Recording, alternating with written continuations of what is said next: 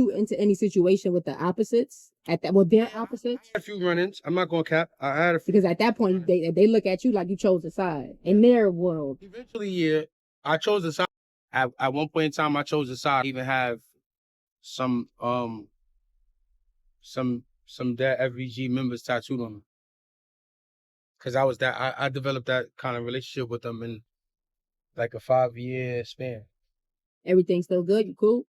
Yeah. With certain people, yeah. But rest in peace. A lot of them I was really locked in with. They passed away. Thup, Kobe, Brick, you know.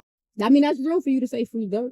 You know, on top of that. Welcome back to Outside with TT, my first ever documentary style hood vlog, you heard? I ain't gonna lie, I can't believe we on part 3. This is really a documentary for real. If you've been locked in since part 1, then you know Post set the tone. You deal with people saying how you defending your dad knowing he technically told.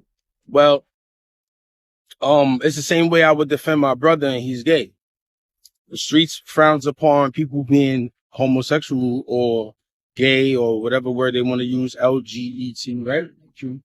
Right? So the same way they want me to shun my father is the same way that, according to the streets, I should shun my brother or my sister, who also is LGBTQ, right? So you telling me I gotta just my sister, father, pops? Nah, y'all niggas doing too much. I don't need the streets that much, so I don't care about what they say.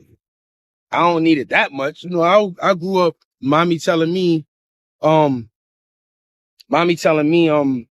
anybody play with your brother or your sister, jump in. Anybody disrespect your mother or your father, you defend, you know what I mean? That's your pop. You stand in. My morals and principles. What was taught to me by my family, not what was taught to me by the gang. Gang is letting the world know he's not just Alpo's son. Your dad, or is that because of the work that you put in? Niggas respected you for you. You said you was on the island. You put the work. So I want to say a little bit of both, because back in the days when Alpo being my dad was actually a good thing in the streets, before it became a negative, because it's now this generation upon to him as for that one thing.